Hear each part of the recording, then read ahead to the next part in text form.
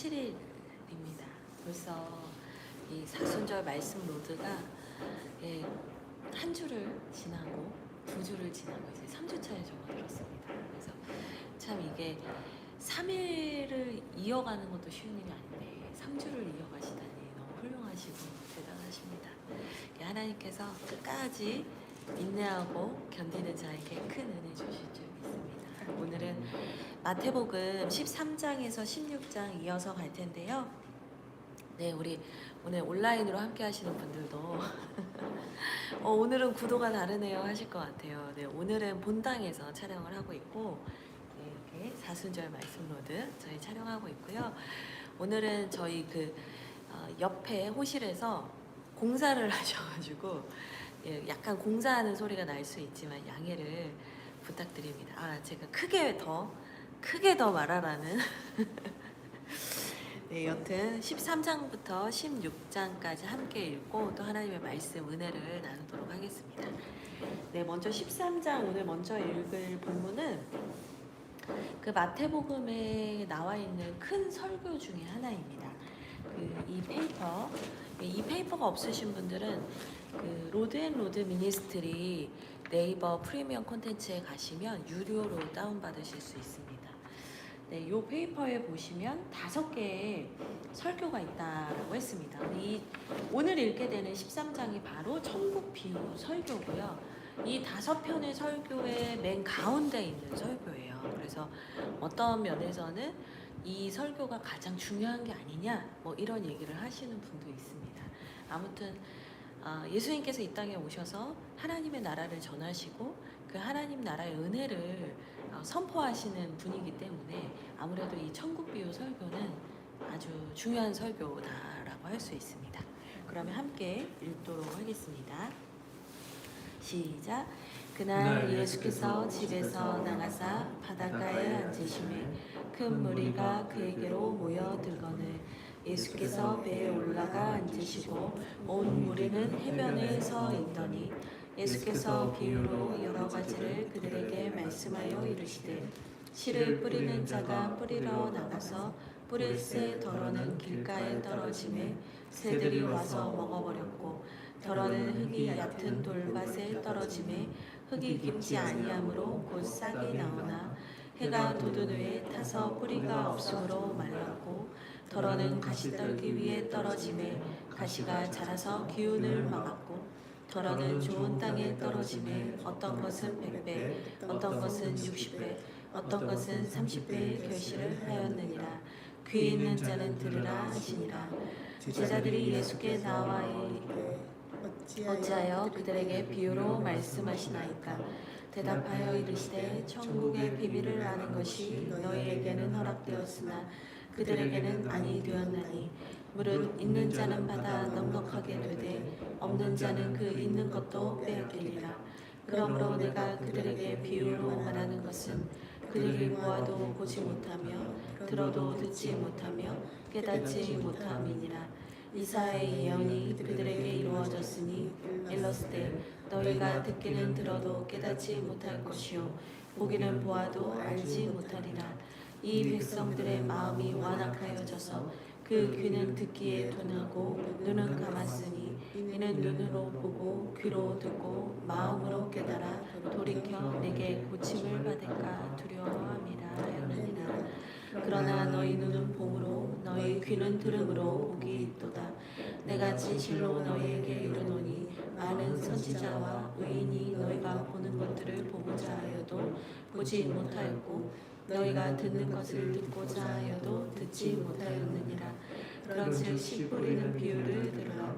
아무나 천국 말씀을 듣고 깨닫지 못할 때는 악한 자가 와서 그 마음에 뿌려진 것을 빼앗나니 이는 곧 길가에 뿌려진 자요 돌밭에 뿌려졌다는 것은 말씀을 듣고 즉시 기쁨으로 받되 그 속에 뿌리가 없어 잠시 견디다가 말씀으로 말미암아 환난이나 박해가 일어날 때에는 곧 넘어지는 자요 가시떨기에 뿌려졌다는 것은 말씀을 들으나 세상의 염려와 재물의 유혹에 말씀이 막혀 결실하지 못하는 자요 좋은 땅에 뿌려졌다는 것은 말씀을 듣고 깨닫는 자니 결실하여 어떤 것은 100배, 어떤 것은 60배, 어떤 것은 30배가 되느니라 하시더라. 예수께서 그들 앞에 또 비유를 들어 이르시되 천국은 좋은 씨를 제 밭에 뿌린 사람과 같으니 사람들이 잘 때에 그 원수가 와서 곡식 가운데 가라지를 덧뿌리고 갔더니 싹이 나고 결실할 때 가라지도 보이거늘 집주인의 종들이 와서 말하되 주여 밭에 좋은 씨를 뿌리지 아니하였나이까. 그런데 가라지가 어디서 생겼나이까. 주인이 이르되 원수가 이렇게 하였구나. 종들이 말하되 그러면 우리가 가서 이것을 뽑기를 원하시나이까. 주인이 이르되 가만두라. 가라지를 뽑다가 곡식까지 뽑을까 염려하노라. 둘 다 추수 때까지 함께 자라게 두라. 추수 때에 내가 추수꾼들에게 말하기를 가라지는 먼저 거두어 불사르게 단으로 묶고 곡식은 모아 내 곡간에 넣으라 하리라. 또 비유를 들어 이르시되 천국은 마치 사람이 자기 밭에 갖다 심은 겨자씨 하나 같으니 이는 모든 씨보다 작은 것이로되 자란 후에는 풀보다 커서 나무가 되매 공중의 새들이 와서 그 가지에 깃들이느니라. 또 비유로 말씀하시되 천국은 마치 여자가 가루 서말 속에 갖다 넣어 전부 부풀게 한 누룩과 같으니라. 예수께서 이 모든 것을 우리에게 비유로 말씀하시고 비유가 아니면 아무것도 말씀하지 아니하셨으니 이는 선지자를 통하여 말씀하신 바 내가 입을 열어 비유로 말하고 창세부터 감추인 것들을 드러내리라를 이루려 하심이라. 이에 예수께서 무리를 떠나사 집에 들어가시니 제자들이 나와 이르되 밭의 가라지의 비유를 우리에게 설명하여 주소서.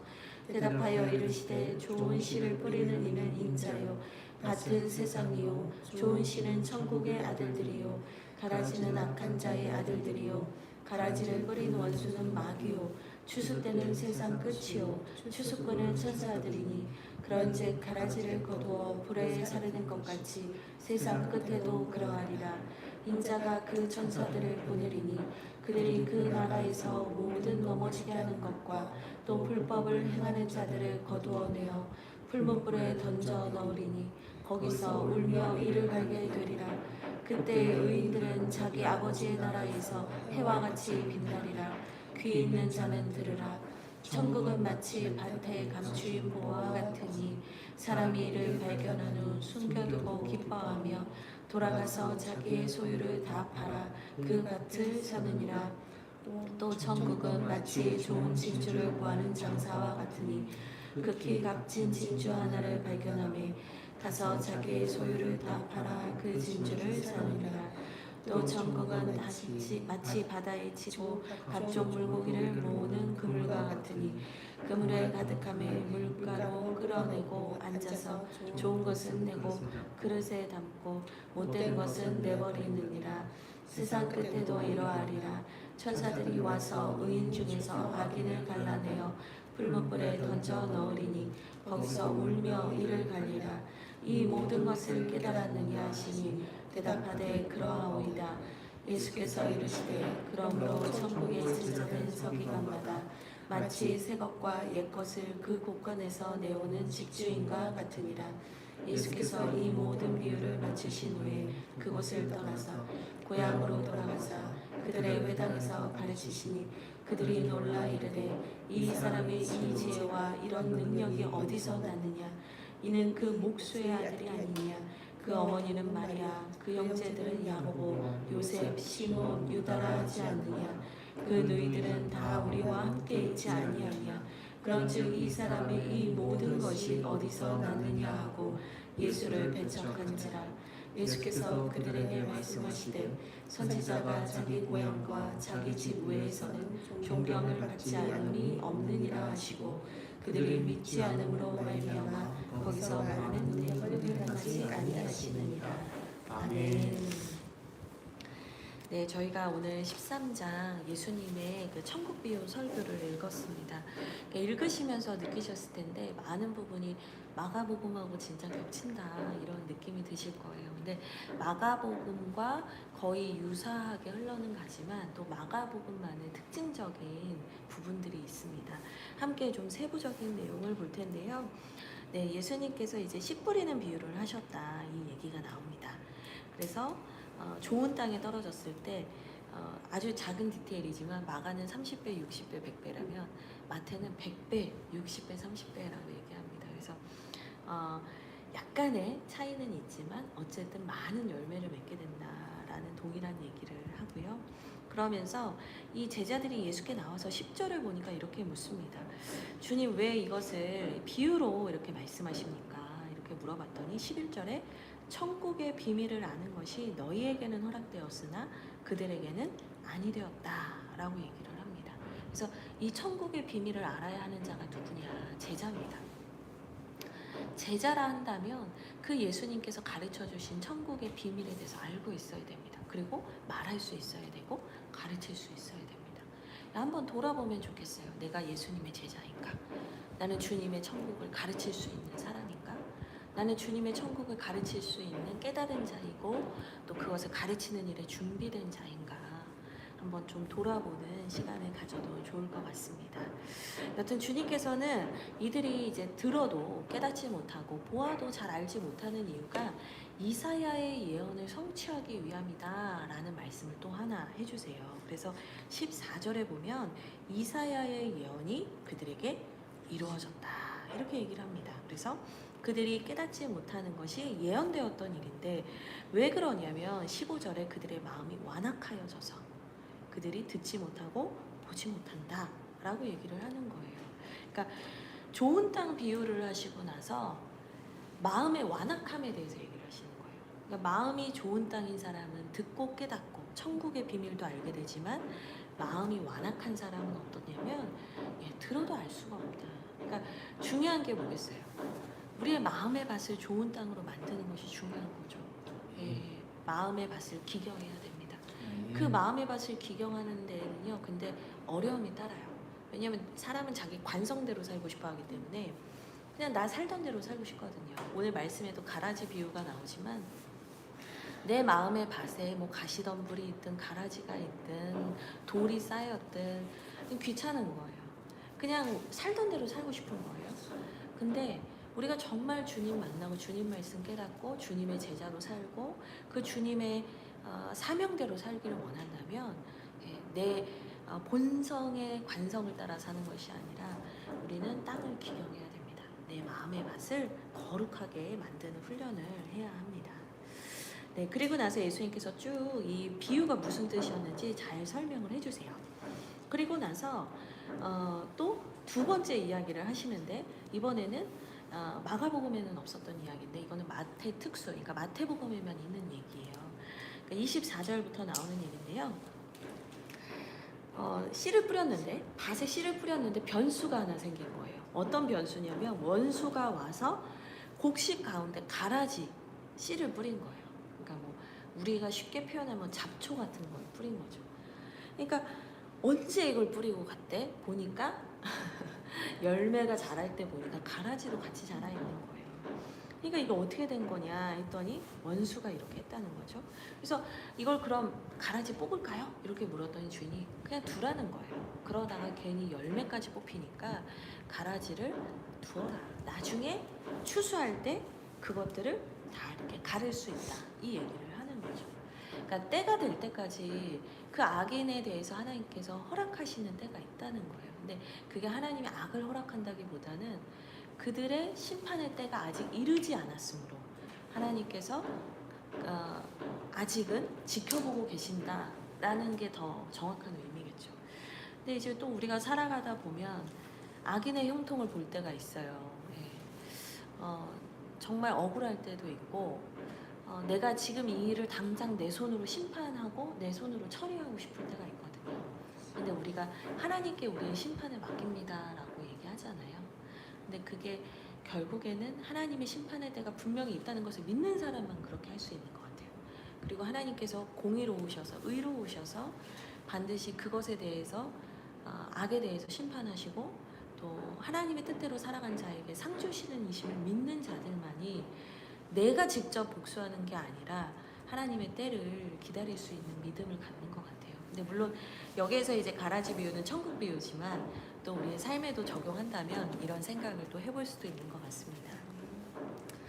네, 그래서 예수님께서 이 외에도 누룩, 겨자씨 하늘과 같다, 뭐 천국이 겨자씨 하늘과 같다, 누룩과 같다, 이 비유도 이야기해 주시는데, 이 겨자씨 하늘의 비유는 뭐냐면 씨 중에 가장 작은 게 겨자씨래요. 이 시대 사람들은 다 아는 거예요.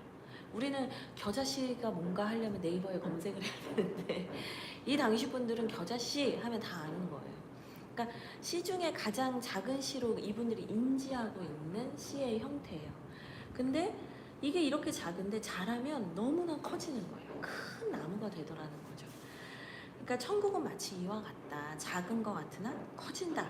그러니까 천국의 확장성에 대해서 얘기를 하는 거고, 두 번째는 이 큰 나무에 공중의 새들이 와서 깃들인다. 그러니까 천국의 선한 영향력, 천국에서 안식을 누린, 천국을 통하여서 많은 사람이 회복을 하게 될 이런 것들을 함께 말하고 있는 거죠. 네, 그래서 주님께서 또 신실하시게, 성실하시게 이 비유에 대한 설명을 다 해주시고요. 우리가 너무나 잘 알고 있는 또 하나의 천국 비유를 얘기해 주십니다. 바로 44절에 천국은 마치 밭에 감추인 보화와 같다, 이 말씀이에요. 얼마나 유명한지 찬양도 있어요. 천국은 마치 밭에 감춰져 있던 보화를 발견한 사람이 자기의 모든 소유를 팔아서 그 밭을 사는 것과 같은 거다. 그러니까 그 천국의 가치를 알기 때문에 지금 내가 누리고 있고 내가 소중하게 여기는 것들을 다 팔아서라도 반드시 갖고 싶은 것, 반드시 누리고 싶은 것, 반드시 들어가고 싶은 것, 이게 천국이라는 거죠. 근데 천국은 우리가 죽어서 가는 곳이 아니라 우리 알지만 이미 예수님을 통해서 이 땅에 왔고 다시 오실 예수님을 통해서 완성될 하나님의 나라거든요. 우리는 성령 하나님을 통해서 예수님을 우리의 마음에 모셔드리고 우리의 마음 속에서 그 예수님을 통해 천국을 누릴 수가 있습니다. 그러니까 우리가 그 예수님을 우리의 마음에 모셔드리고 그 예수님과 함께 동행하는 게 가장 큰 복인데, 자꾸 우리는 다른 복을 찾아 헤매요. 내 경제적 문제, 내 자녀의 문제, 내 직장의 문제, 내 성공의 문제, 이런 것들이 해결이 돼야 내가 천국을 누릴 것 같다라고 생각하지만 절대로 아닙니다. 천국은 예수님이 내 안에 오셔서 주님이 주인 되실 때 이루어지는 것, 주님의 통치가 임하는 게 바로 하나님의 나라, 천국입니다. 네, 그것을 꼭 기억하시면 좋겠습니다. 여튼 주님께서 이렇게 은혜로운 말씀을 많이 전하시고 많은 사람을 고치셨는데, 사람들은 예수님을 그냥 목수의 아들이었던 사람 아니냐며 예수님을 배척합니다. 중요한 말씀이 있습니다. 58절인데 함께 읽겠습니다. 그들이 믿지 않음으로 말미암아 거기서 많은 능력을 행하지 아니하시니라. 아멘. 근데 믿지 않으면, 깨닫지 못하고 믿지 않으면 아무 일도 경험할 수 없다. 주님이 행하시지 않는다. 이 말씀을 보았습니다. 우리 이제 14장, 15장 쭉 읽을 텐데, 14장, 15장은 이제 제가 그때 말씀드렸는데 말씀과 행함의 구조라고 했잖아요. 이제 다시 주님의 그 기적이사 행함의 구조가 나오는데, 이 기적이 나오는 중에 아주 중요한 사건이 하나 기록이 되어 있어요. 이게 뭐냐면 세례 요한의 죽음이에요. 그러니까 예수님께서 메시아로서의 그 예수님을 보여주시는 사건들, 그러니까 기적의 사건들이 반복적으로 나타나는데 그 중에 세례 요한의 죽음이 있다. 이게 뭘 의미하냐면 이제 예수님의 때가 완전히 도래했다는 것도 의미하지만 예수님께서도 곧 십자가에 박혀 돌아가실 것을 이제는 좀 보여주는 상황으로 이제 접어들게 됩니다. 그래서 이제 순환 예고 말씀도 나오거든요. 그래서 십자가에 죽으실 것을 예고하는 것들도 이제 쭉 나오게 됩니다. 우선 14장부터 같이 함께 읽도록 하겠습니다. 읽겠습니다. 시작. 그때 분봉왕 헤롯이 예수의 소문을 듣고 그 신하들에게 이르되 이는 세례 요한이라. 그가 죽은 자 가운데서 살아났으니 그러므로 이런 능력이 그 속에서 역사하는도다 하더라. 전에 헤롯이 그 동생 빌립의 아내 헤로디아의 일로 요한을 잡아 결박하여 옥에 가두었으니 이는 요한이 헤롯에게 말하되 당신이 그 여자를 차지하는 것이 옳지 않다 하였습니다. 헤롯이 요한을 죽이려 하되 무리가 그를 선지자로 여김으로 그들을 두려워하더니 마침 헤롯의 생일이 되어 헤로디아의 딸이 연석 가운데서 춤을 추어 헤롯을 기쁘게 하니 헤롯이 맹세로 그에게 무엇이든지 달라는 대로 주겠다고 약속하거늘 그가 제 어머니의 시킴을 듣고 이르되 세례 요한의 머리를 소반에 얹어 여기서 내게 주소서 하니 왕이 근심하나 자기가 맹세한 것과 그 함께 앉은 사람들 때문에 주라 명하고 사람을 보내어 옥에서 요한의 목을 베어 그 머리를 소반에 얹어서 그 소녀에게 주니 그가 자기 어머니에게로 가져가니라. 요한의 제자들이 와서 시체를 가져다가 장사하고 가서 예수께 아뢰니라. 예수께서 들으시고 배를 타고 떠나사 따로 빈들에 가시니 무리가 듣고 여러 고을로부터 걸어서 따라간지라. 예수께서 나오사 큰 무리를 모시고 불쌍히 여기사 그 중에 있는 병자를 고쳐 주시니라. 저녁이 되매 제자들이 나와 이르되 이곳은 빈들이요 때도 이미 저물었으니 무리를 보내어 마을에 들어가 먹을 것을 사 먹게 하소서. 예수께서 이르시되 갈 것 없다. 너희가 먹을 것을 주라. 제자들이 이르되 여기 우리에게 있는 것은 떡 5개와 물고기 2마리 뿐이니이다. 이르시되 그것을 내게 가져오라 하시고 무리를 명하여 잔디 위에 앉히시고 떡 5개와 물고기 2마리를 가지사 우리 하늘을 우러러 축사하시고 떡을 떼어 제자들에게 주시매 제자들이 무리에게 주니 다 배불리 먹고 남은 조각을 12바구니에 차게 거두었으며 먹은 사람은 여자와 어린이 외에 5,000명이나 되었더라. 예수께서 즉시 제자들을 재촉하사 자기가 무리를 보내는 동안에 배를 타고 앞서 건너편으로 가게 하시고 무리를 보내신 후에 기도하러 따로 산에 올라가시니라. 저물매 거기 혼자 계시더니 배가 이미 육지에서 술이나 떠나서 바람이 거스름으로 물결로 말미암아 고난을 당하더라. 밤 사경에 예수께서 바다 위로 걸어서 제자들에게 오시니 제자들이 그가 바다 위로 걸어오심을 보고 놀라 유령이라 하며 무서워하여 소리 지르거늘 예수께서 즉시 이르시되 안심하라 나니 두려워하지 말라. 베드로가 대답하여 이르되 주여 만일 주님이시거든 나를 명하사 물 위로 오라 하소서 하니 오라 하시니 베드로가 배에서 내려 물 위로 걸어서 예수께로 가되 바람을 보고 무서워 빠져가는지라 소리질러 이르되 주여 나를 구원하소서 하니 예수께서 즉시 손을 내밀어 그를 붙잡으시며 이르시되 믿음이 작은 자여 왜 의심하였느냐 하시고 배에 함께 오르매 바람이 그치는지라 배에 있는 사람들이 예수께 절하며 이르되 진실로 하나님의 아들이로소이다 하더라. 그들이 건너가 게네사렛 땅에 이르니 그곳 사람들이 예수이신 줄을 알고 그 근방에 두루 통지하여 모든 병자들을 예수께 데리고 와서 다만 예수의 옷자락에라도 손을 대게 하시기를 간구하니 손을 대는 자는 다 나음을 얻으니라. 아멘. 네, 이제 14장부터 이제 기적이 나오는데 그 전에 제가 아까 말씀드린 것처럼 세례 요한의 죽음에 대해서 얘기를 합니다. 근데 이제 마태복음에서는 세례 요한이 이미 죽었어요. 근데 이제 회상의 형식으로 기술을 하고 있어요. 그러니까 어떤 얘기를 하냐면 세례 요한이 이미 죽었는데 예수님의 소문이 너무너무 퍼져나가니까 이제 사람들이 도대체 예수는 누구냐 막 고민하게 된 거예요. 뭐 선지자냐 누구냐 도대체 이 자의 정체가 뭐냐 예수님에 대한 궁금증이 막 늘어가요. 근데 지금 이게 중요한 게 이따가 한 사람의 고백이 나오는데 그 사람은 예수님을 누구라고 고백하는지 보여주거든요. 그러니까 이게 대조되어서 나와요. 그러니까 아무리 예수님이 말씀을 전하시고 많은 기적을 행하셔도 예수님이 누구신지를 모르는 거예요. 그러니까 뭐 누구다 막 하는데 대체적으로 이제 뭐 엘리야다 뭐 이런 얘기도 있었으나 이 14장 2절에 보면 이제 신하들에게 이르되 이는 세례 요한이라 하면서 예수님이 세례 요한이 부활한 거라고 얘기를 해요. 그러니까 세례 요한도 사람들 사이에서 많은 영향력을 미쳤던 선지자였는데 이 예수님이 그 세례 요한의 부활이라 여겨질 정도로 사람들에게 예수님의 영향력과 존재감이 이제는 막 드러나기 시작했던 것 같아요. 그러면서 내가 세례 요한을 죽였었는데 막 이런 문제로 이제 두려워했던 거죠. 근데 이제 주님은 세례 요한이 아니시죠. 그러면 주님은 어떤 분이신가 하면서 나오는 게 바로 13절, 14장 13절의 오병이어 사건인 거예요. 그러니까 세례 요한이라고 사람들이 수군거렸지만 이분은 질적으로 달라. 이분은 하나님이셔. 이분은 그리스도야.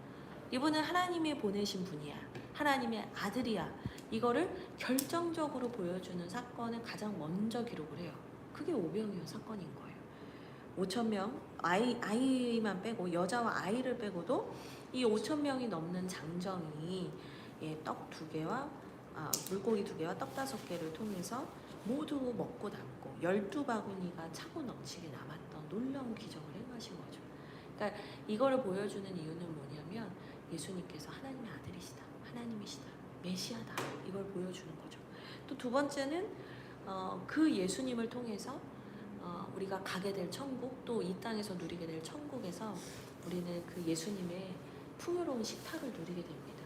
나중에 이제 주님의 살과 피를 우리에게 주시잖아요. 그러니까 이 오병이어의 사건은 우리가 주님의 십자가를 통해서 누리게 되는 주님의 식탁도 되고, 또 우리가 장차 천국에서 누리는 식탁도 되는 거죠. 여튼 중요한 건 14절에 예수님께서 이 식탁을 베푸신 이유가 큰 무리를 보시고 불쌍히 여기셔서 그들에게 이런 기적을 보여주셨다, 또 이렇게 먹이셨다라는 말씀이 나옵니다. 근데 제가 이 말씀을 묵상하면서 들었던 생각이 뭐냐면요, 우리가 누군가를 사랑한다고 할 때 대단히 우리가 막 대단한 사랑을 막 해야 될 것 같은 압박을 받잖아요. 우리가 그래도 내가 믿는 사람인데, 내가 권사인데, 내가 목사인데 막 이러면서 우리가 엄청난 사랑을 해야 될 거라는 압박을 많이 받아요. 그러다 보니까 우리가 때로는 누군가를 사랑하는 게 가장 힘들고 어렵다고 느껴질 때가 있는데, 제가 이 말씀을 보면서 느낀 게 뭐냐면, 우리가 뭔가 대단한 사랑을 막 보여줘야 된다, 증명해야 된다, 이런 부담을 갖는 것보다 내 앞에 있는 누군가를 불쌍히 여기면 좋겠다, 내 앞에 있는 누군가를 긍휼히 여기는 사람이 되면 좋겠다라는 마음이 들었어요. 그냥 내 남편을 불쌍히 여길 줄 알고, 내 아내를 불쌍히 여기고, 내 아이를 불쌍히 여기고, 또 내 직장 동료, 나를 좀 힘들게 하는, 나를 때로는 어렵게 하는 그 사람을 불쌍히 여길 수 있는 마음, 그 마음을 갖는 게 참 중요하겠구나, 이런 마음도 들었습니다. 그래서 주님께서 뭐 무리를 걸으신 기적도 보여주시고요. 그리고 모든 병자를 35절에 보니까 모든 병자를 예수님께 데리고 와서 예수님께서 이제 손만 대시면 병이 낫는 일이 있었다. 근데 주님께 이제 막 나중에 보면은 손을 댈 수도 없는 정도로 무리가 많이 모여요. 그러니까 이제 옷자락만 잡아도 병을 이렇게 치유되는 놀라운 은혜가 있었다, 이제 그 말씀이 나오죠. 그래서 주님께서 계속 고치시고 제자들을 가르치시면서 또 많은 이들을 긍휼히 여기시면서 그 주님의 사역을 계속 진행해 가고 계심을 볼 수 있습니다. 우리 15장 함께 읽겠습니다. 시작. 그때에 바리새인과 서기관들이 예루살렘으로부터 예수께 나와 이르되, 당신의 제자들이 어찌하여 장로들의 전통을 범하나이까? 떡 먹을 때 손을 씻지 아니하나이다. 대답하여 이르시되, 너희는 어찌하여 너희의 전통으로 하나님의 계명을 범하느냐?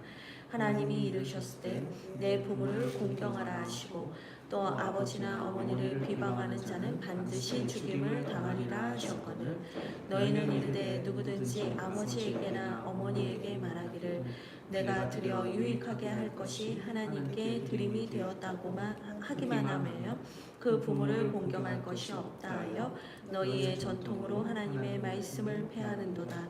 외식하는 자들아, 이사야가 너희에 관하여 잘 예언하였도다. 일렀을 때 이 백성이 입술로는 나를 공경하되 마음은 내게서 멀도다.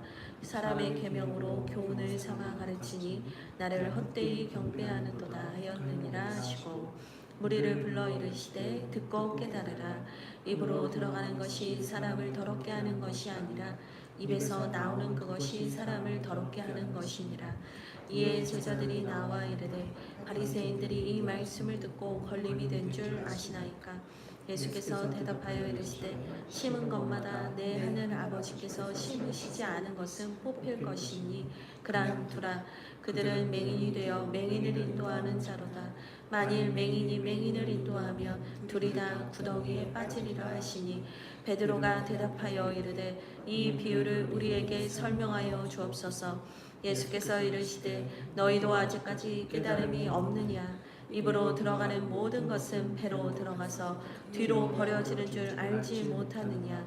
입에서 나오는 것들은 마음에서 나오나니 이것이야말로 사람을 더럽게 하느니라. 마음에서 나오는 것은 악한 생각과 살인과 간음과 음란과 도둑질과 거짓 증언과 비방이니 이런 것들이 사람을 더럽게 하는 것이요 씻지 않은 손으로 먹는 것은 사람을 더럽게 하지 못하느니라. 예수께서 거기서 나가사 두로와 시돈 지방으로 들어가시니 가나안 여자 하나가 그 지경에서 나와서 소리질러 이르되 주 다윗의 자손이여 나를 불쌍히 여기소서. 내 딸이 흉악하게 귀신 들렸나이다 하되 예수는 한 말씀도 대답하지 아니하시니 와서 청하여 이반 그 여자가 우리 뒤에서 소리를 지르오니 그를 보내소서. 예수께서 대답하여 이르시되 나는 이스라엘 집에 잃어버린 양 외에는 다른 데로 보내심을 받지 아니하였노라 하시니 여자가 와서 예수께 절하며 이르되 주여 저를 도옵소서. 대답하여 이르시되 자녀의 떡을 취하여 개들에게 던짐이 마땅하지 아니하니라. 여자가 이르되 주여 올소이다마는 개들도 제 주인의 상에서 떨어지는 부스러기를 먹나이다 하니 이에 예수께서 대답하여 이르시되 여자여 내 믿음이 크도다. 내 소원대로 되리라 하시니 그때로부터 그 딸이 나으니라.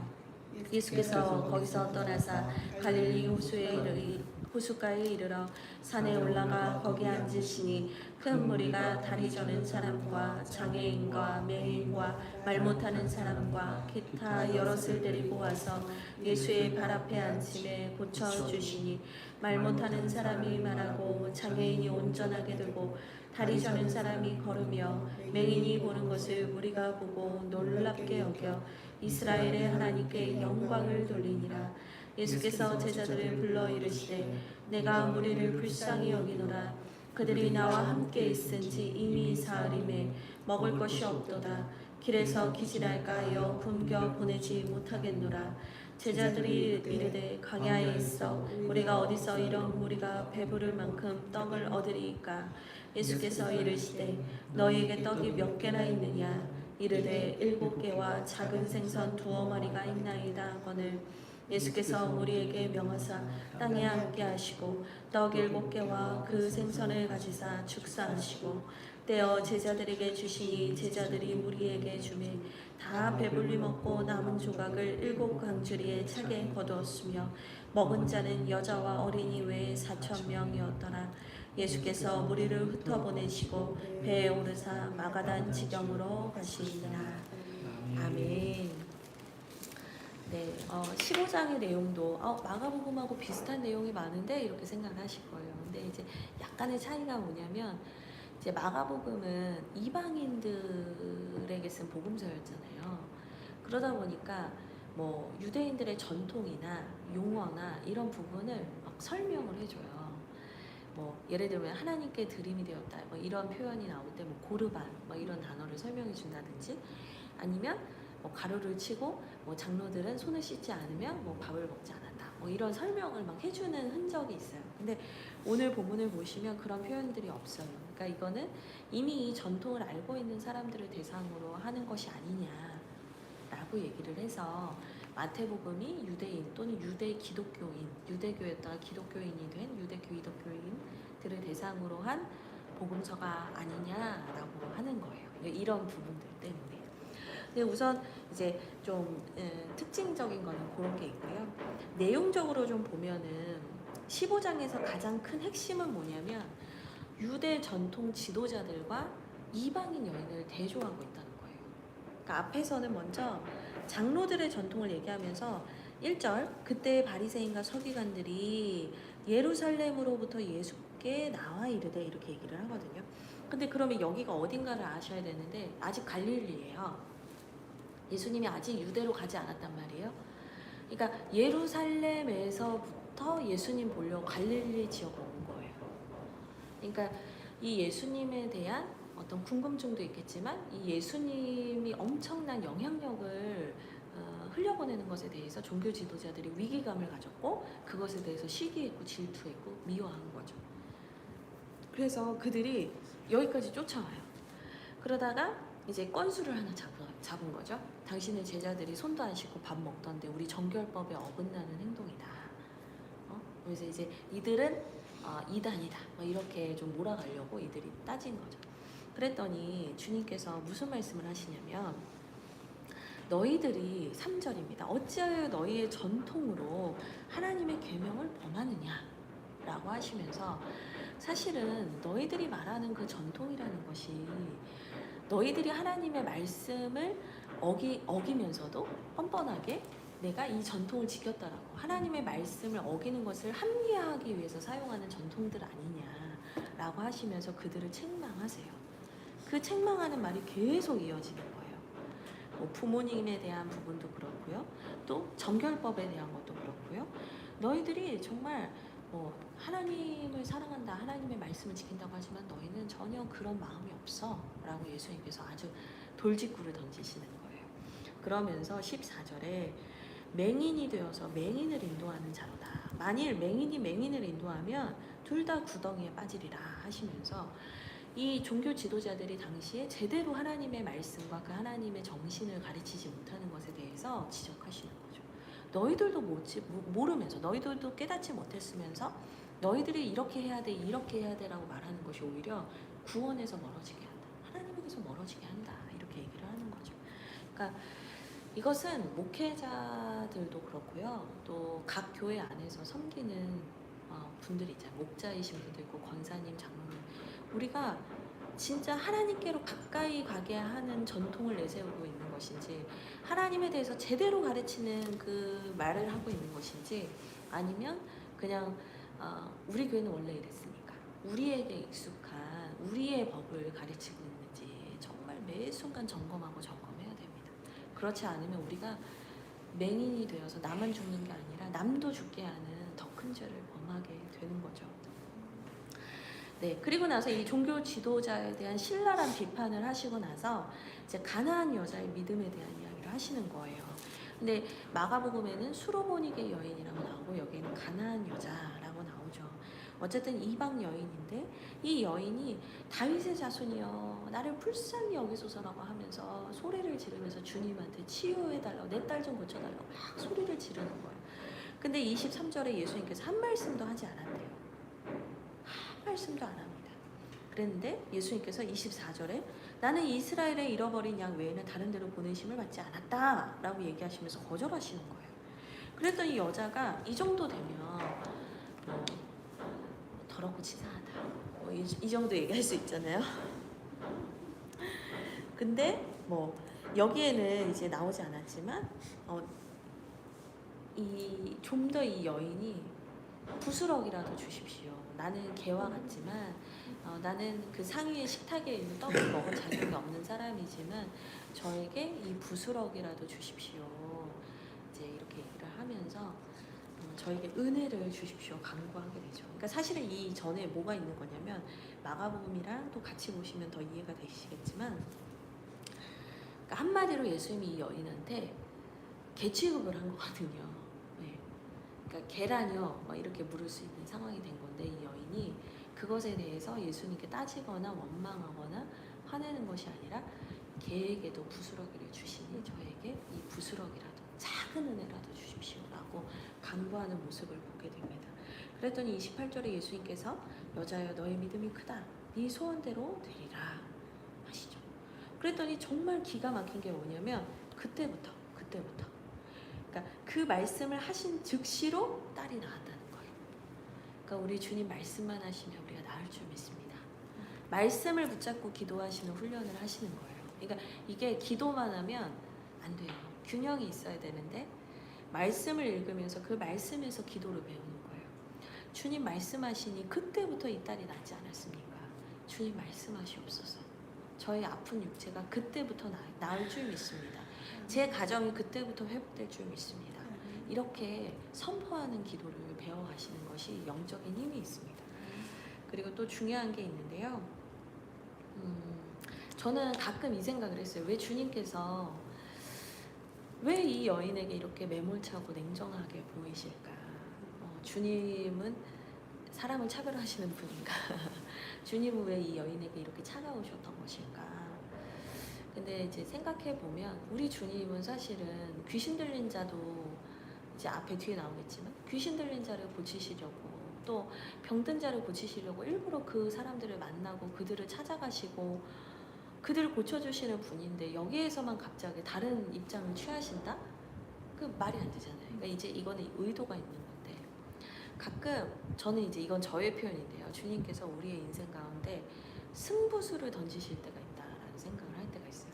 그러니까 뭐냐면 어떻게 보면 우리가 주님 앞에 정말 우리의 민낯을 보이게 하시는 말과 행동을 의도적으로 하실 때가 있다는 생각이 들어요. 그러니까 때로는 우리가 너무나 당혹스럽게 때로는 우리가 주님 나에게 왜 이러시지? 라는 생각이 드는 순간을 주님이 우리에게 건네신다는 거죠. 우리를 이제 코너로 모신다는 거예요. 그래서 우리의 민낯이 드러나게 하시는 거예요. 그러니까 때로는 주님이 나에게 침묵하시는 것 같고 나에게 냉정하신 것 같은 그 때를 통해서 주님이 나의 신앙의 민낯을 드러내 보이시는 거예요. 그러니까 사실은 내가 되게 잘 믿는 것 같고 내가 주님 사랑하는 것 같지만 내가 이런 민낯이 드러나는 순간이 됐을 때 내 입술에서 먼저 튀어나오는 말들이 있어요. 하나님 어떻게 저한테 이러실 수 있어요? 하나님 계란이요. 막 이런 얘기할 수 있고 하나님은 왜 다른 사람을 은혜 주시면서 저한테는 이러세요? 그러니까 우리 안에 깊숙한 곳에 숨겨져 있었던 우리의 불신과 원망과 나의 믿음 없음을 다 튀어나오게 만드시는 때가 있단 말이에요. 그 민낯을 직면하게 하시는 때가 있어요. 근데 저는 이제 그런 때가 오는 게 너무 불쾌하고 싫었거든요. 그냥 하나님이 제가 기도하는 대로 다 들어주시면 될 것 같은데 왜 나한테 왜 이러시나. 근데 제가 알게 됐어요. 뭐냐면 이 불신과 이 깊은 우리의 중심에 숨겨져 있는 우리의 모든 이 원망과 우리의 신앙의 민낯이 수면 위로 올라오지 않으면 이 문제는 자라고 누룩처럼 우리를 침범하게 되고 우리의 신앙에 더 깊은 곳으로 나아가지 못하게 해요. 하나님을 진짜 믿는 게 뭔지 하나님 진짜 신뢰하는 길을 반드시 나가요. 근데 주님이 그런 것들을 드러내시더라고요. 그래서 그러니까 저는 막 하나님 원망하고 있는데 실상은 원망할 것도 없는 게 내 안에 있는 걸 하나님 드러내시는 거거든요. 결국에는 궁극적으로 하나님이 우리를 어디로 인도하길 원하시냐. 이 여인의 믿음처럼 주님 저에게 부스러기와 같은 은혜라도 주십시오. 주님 말씀만 하십시오. 그럼 제가 나을 줄 믿습니다. 이 여인의 믿음으로 우리를 키워가시기 위해서 우리를 성장하고 자라게 하시기 위해서 주님께서는 때로는 우리에게 승부수를 던지신다. 주님이 미움받으실 걸 알면서도 우리의 믿음의 더 깊은 진보와 또 우리의 믿음의 더 깊어지는 성숙함을 위해서 주님은 우리에게 이런 때로는 우리를 흔드는 말씀을 건네기도 하신다. 여러분들이 그것을 기억하시면서 그 부정적으로 올라왔을 때 여러분 그걸 숨기지 마시고요. 주님 앞에 제가 죄인입니다.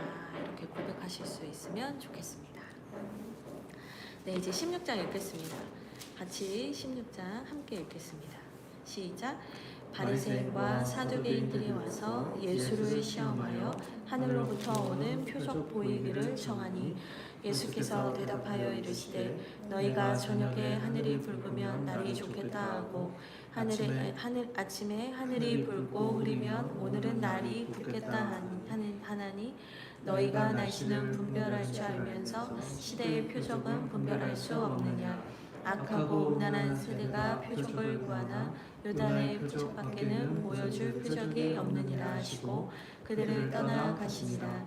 제자들이 건너편으로 갈새 떡 가져가기를 잊었더니 예수께서 이르시되 삼가 바리새인과 사두개인들의 누룩을 주의하라 하시니 제자들이 서로 논의하여 이르되 우리가 떡을 가져오지 아니하였도다 하거늘 예수께서 아시고 이르시되 믿음이 작은 자들아 어찌 떡이 없으므로 서로 논의하느냐 너희가 아직도 깨닫지 못하느냐 떡 5개로 5,000명을 먹이고 주운 것이 몇 바구니며 떡 7개로 4,000명을 먹이고 주운 것이 몇 강줄이었는지를 기억하지 못하느냐 어찌 내게 말한 것이 떡에 관함이 아닌 줄을 깨닫지 못하느냐 오직 바리새인과 사두개인들의 누룩을 주의하라 하시니 그제서야 제자들이 떡의 누룩이 아니요 바리새인과 사두개인들의 교훈을 삼가라고 말씀하신 줄을 깨달으니라. 예수께서 빌립보 가이사랴 지방에 이르러 제자들에게 물어 이르시되 사람들이 인자를 누구라 하느냐 이르되 더러는 세례 요한 더러는 엘리야 어떤 이는 예레미야나 선지자 중에 하나라 하나이다. 이르시되 너희는 나를 누구라 하느냐 시몬 베드로가 대답하여 이르되 주는 그리스도시요 살아계신 하나님의 아들이시니이다. 예수께서 대답하여 이르시되 바요나 시몬아 내가 복이 있도다. 이를 내게 알게 한 이는 혈육이 아니요 하늘에 계신 내 아버지시니라. 또 내가 내게 이르노니 너는 베드로라. 내가 이 반석 위에 내 교회를 세우리니 음부의 권세가 이기지 못하리라. 내가 천국 열쇠를 내게 주리니 내가 땅에서 무엇이든지 매면 하늘에서도 매일 것이요 내가 땅에서 무엇이든지 풀면 하늘에서도 풀리리라 하시고 이에 제자들에게 경고하사 자기가 그리스도인 것을 아무에게도 이루지 말라 하시니라.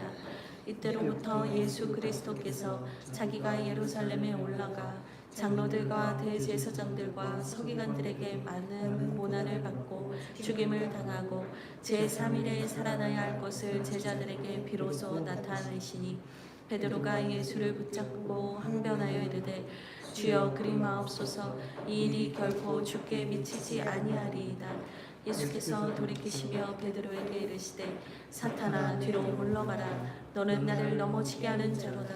내가 하나님의 일을 생각하지 아니하고 도리어 사람의 일을 생각하는도다 하시고 이에 예수께서 제자들에게 이르시되 누구든지 나를 따라오려거든 자기를 부인하고 자기 십자가를 지고 나를 따를 것이니라.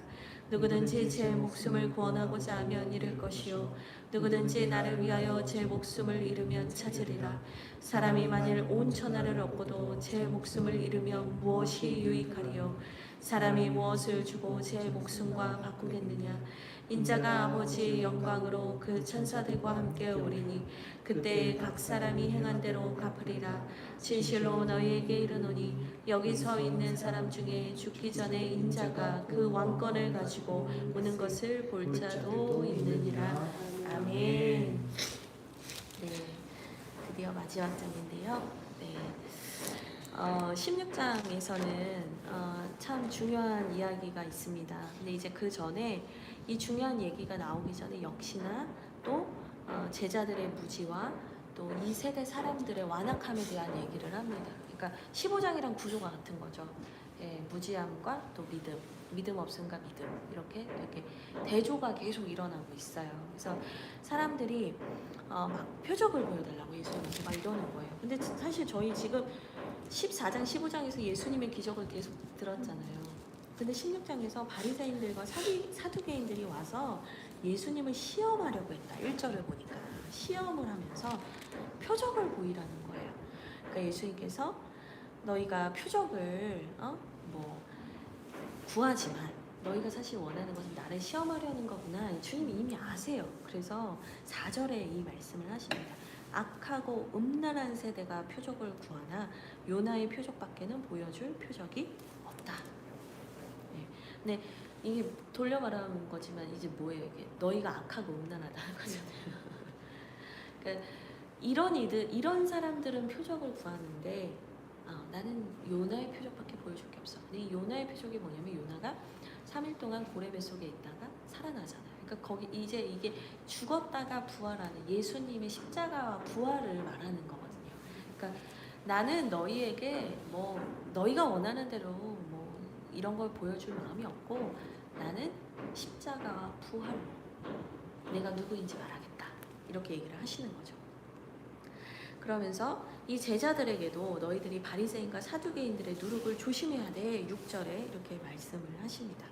그러니까 처음에는 이 마가복음을 보면 제자들이 못 알아들어요. 근데 마태복음을 보면 뭐라고 하냐면 12절. 그제서야 제자들이 떡의 누룩이 아니요 바리새인과 사두개인들의 교훈을 삼가라고 말씀하신 줄을 깨달았다. 그러니까 마가복음에서는 제자들의 무지가 더 강조되어서 나온다면 마태복음에서는 제자들이 예수님의 가르침을 받으면서 깨달아가요. 그러니까 되어가는 거예요. 그러니까 제자는 한 번에 세례받는 순간 뿅 완성되는 게 아니라 제자는 되어가는 겁니다. 그러니까 우리가 신앙생활 할 때도 그런 것 같아요. 내가 되어가고 있다라는 관점에서 내 삶을 보셔야지 왜 나는 여전히 왜 이렇게 변하지 않고 나는 왜 이렇게 똑같지? 이렇게 생각하면서 자신을 자책하시면 안 돼요. 우리는 되어가는 존재다. 우리는 주님 오시는 그날 온전한 모습으로 주님께서 우리를 만들어 가시고 빚어 가실 거다.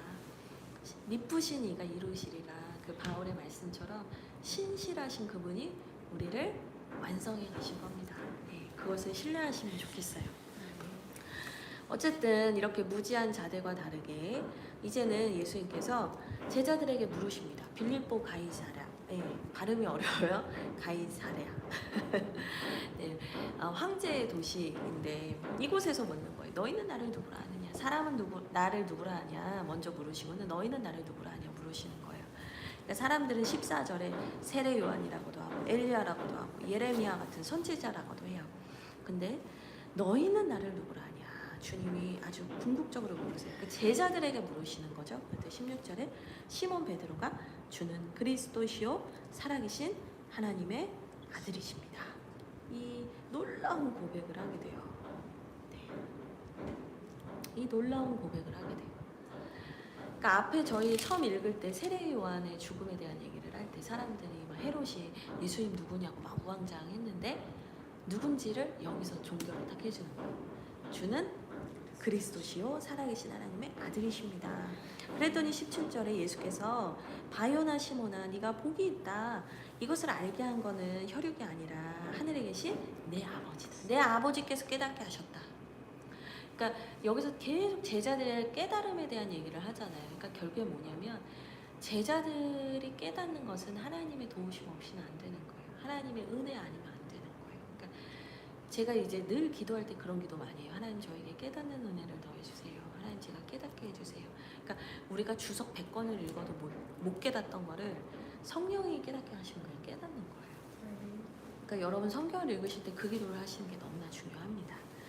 네, 그리고 여기서 바요나 시모나 하는데 바요나가 뭐냐면 그러니까 바가 붙으면 누구의 아들이라는 뜻이거든요. 그러니까 요나의 아들. 그럼 바디메오는 디메오의 아들 이렇게 되는 거예요. 그러니까 요나의 아들인 시몬 베드로 이렇게 되는 거죠.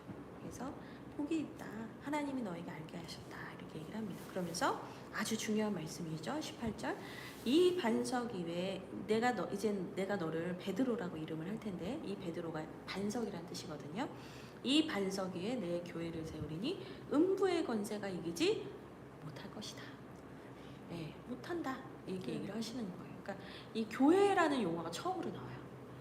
그러니까 결국에는 이 제자들의 신앙 고백 위에 교회를 세운다라는 말씀이신 거예요. 근데 이제 캐톨릭에서는 이것이 이 베드로의 이 사도권이 천주교에 있다라고 하면서 아직도 이제 바티칸 성당 그 광장에 가면 베드로가 이제 열쇠 들고 있는 동상이 크게 있죠. 그래서 그분들은 그렇게 해석하지만 저희는 그것이 베드로로 대표되는 그 제자들의 신앙 고백 위에 그 주님께서 교회를 세우신다라고 우리는 봅니다. 그래서 주님께서 우리에게 권능을 주셨죠. 음부의 권세가 이기지 못하리라. 천국 열쇠를 준다. 내가 19절 땅에서 무엇이든지 매면 하늘에서도 매이고 내가 땅에서 무엇이든지 풀면 하늘에서도 풀릴 것이다. 이게 뭐냐면 창세기 12장 3절에 가서 네가 축복하는 자에게 내가 축복하고 네가 저주하는 자에게 내가 저주한다. 그 아브라함에게 주셨던 그 복이 교회로 연결이 되는 거예요. 그러니까 아브라함은 이스라엘의 혈육의 조상이 아니라 믿음의 조상이에요. 그 아브라함의 믿음의 조상인 아브라함으로부터 시작된 이 믿음의 계보가 이어져서 교회에서 이것이 다시 천국 열쇠를 주신다는 약속으로 연결이 되는 거예요. 그러니까 우리도 아브라함의 이제 믿음의 후손이고 우리도 이 권능을 가졌어요. 그러니까 여러분 우리가 교회로 모였을 때 두려워 떨고 하나님 어떻게 울면서 하나님 저 좀 살려주세요. 물론 이제 마음이 어려울 땐 그런 기도를 해야 되지만 매 순간 그 기도만 해서는 안 돼요. 주님 저에게 천국 열쇠를 주신 줄 믿습니다. 저희가 묶으면 묶이고 풀면 풀리는 역사가 있게 하여 주십시오. 그래서 제가 이 말씀에서 배운 기도가 뭐냐면 제가 기도하다가 하나님 말씀에 감동을 받으면 하나님 이 말씀이 풀어 역사하게 하여 주십시오. 이런 기도를 제가 되게 많이 하는데 그게 뭐냐면 이 말씀을 보고 배운 기도예요. 하나님 풀어주십시오. 하나님 이 말씀대로 나타나게 해주십시오. 이런 기도를 하는 거거든요. 여러분도 그런 기도를 하시면 됩니다. 그러면서 이제는 이제 예수님께서 가실 때가 된 거예요. 그래서 제자를 통해서 이 일이 계속 이어질 거라는 예고를 해주신 거죠. 교회를 통해서 하나님의 나라가 계속적으로 확장되고 이루어질 것을 말씀해 주신 거고 그러면서 이제 예수님은 가실 때가 됐기 때문에 21절에 이때로부터 그러니까 마태복음 그때 이때 이런 표현이 많이 나와요. 그죠? 이때로부터 예수께서 자기가 예루살렘에 올라가 장로들과 대제사장들과 서기관들에게 많은 고난을 받고 죽임을 당하고 제3일에 살아나야 할 것을 제자들에게 비로소 나타내셨다. 그래서 마태복음에도 순환 예고가 3번 나오시는데 여기가 이제 첫 번째 순환 예고입니다. 21절에. 그래서 예수님께서 이 말씀을 하시자 베드로가 갑자기 이렇게 막 믿음의 고백을 하다가 베드로가 갑자기 안 됩니다! 뭐 이러면서 항변을 해요. 그랬더니 예수님한테 사탄아 물러가라. 엄청 혼나죠. 그러면서 23절 네가 하나님의 일을 생각하지 않고 사람의 일을 생각한다. 야단을 치세요. 그러니까 우리가 항상 겸손해야 한다라는 것을 여기서 생각하게 돼요. 내가 믿음의 고백을 하고 또 예수님께 칭찬을 받고 또 교회에서 칭찬받은 일을 했었어도 우리가 이내 이렇게 금방 무지해서 넘어지기 쉬운 자예요. 그러니까 겸손해야 돼요. 내가 이렇게 칭찬받았던 사람이야. 내가 이런 것도 했던 사람이야. 내가 이렇게 대단한 사람이야. 이렇게 항상 교만한 마음을 품으면 안 돼요. 우리가 순간 사람의 일을 생각하는 순간 주님께 책망받을 수 있다는 거. 그리고 베드로의 영향력이 컸기 때문에 주님께서 오히려 더 이렇게 따끔하게 혼내셨던 게 아닌가 싶어요. 그래서 우리가 겸손하게 늘 하나님의 일을 생각해야 하겠습니다. 그러면서 주님이 제자들에게 요청하는 말씀하시죠. 누구든지 24절 나를 따라오려거든 자기를 부인하고 자기 십자가를 지고 나를 따라라. 26절에 만일 온 천하를 얻고도 제 목숨을 잃으면 무엇이 유익하겠느냐? 사람이 뭘 주고 제 목숨과 바꾸겠느냐? 너희 목숨을 아까워하지 말고 나를 따르라. 주님께서 말씀하십니다. 네, 그러면서 28절에 인자가 영광으로 천사들과 함께 올 때가 분명히 있는데 28절 진실로 너희에게 이르노니 진실로 예수님이 이 말씀 진실로 얘기하실 때는 강조하실 때 진짜 강조하실 때 하시는 말씀이거든요. 여기 서 있는 사람 중에 죽기 전에 인자가 그 왕권을 가지고 오는 것을 볼 자도 있다 라고 하십니다. 근데 재밌는 표현은 왕권이죠. 왕권. 그러니까 마태복음에서 말하는 하나님의 나라 천국은 하나님의 통치, 하나님의 주권이 임하는 나라예요. 왕권이 있는 나라예요. 단순히 저 하늘 천국이 아니라 하나님의 통치, 하나님의 통치가 임하는 영역, 이것을 하나님의 나라라고 표현을 해요. 그러니까 주님의 왕권. 그러면 지금 우리가 하나님의 통치를 받고 있냐? 네, 아멘. 그러면 우리가 하나님의 나라, 내 삶이 내가 하나님의 나라로 예표되는 거예요. 그러니까 우리가 하나님의 통치를 이 땅에서도 받는 것이 가장 중요한 거죠. 네, 우선 오늘은 여기까지 하도록 하고요. 네, 우리 인터넷으로 배터리가 없었네요. 혹시 설마 영상이 끊어지진 않았겠죠? 배터리가 없었던 것 같아요. 영상이 끊어지진 않았겠죠? 네. 그럼 다시. 심히 두렵지만, 네, 이 또한 하여튼, 네, 인터넷으로 보시는 분들도 네, 말씀 붙잡고 기도하시면 좋겠어요. 약간 제가 지금 멘탈이 털린 거죠. 괜찮아요. 뭐 또 잘 개인적으로 설명을 잘 못 들으셔도 말씀만으로도 네, 은혜가 되셨으면 좋겠습니다. 그러면 각자 말씀 가지고 기도하시면 되고요. 저희는 또 내일 이 시간에 함께 하도록 하겠습니다. 네, 감사합니다.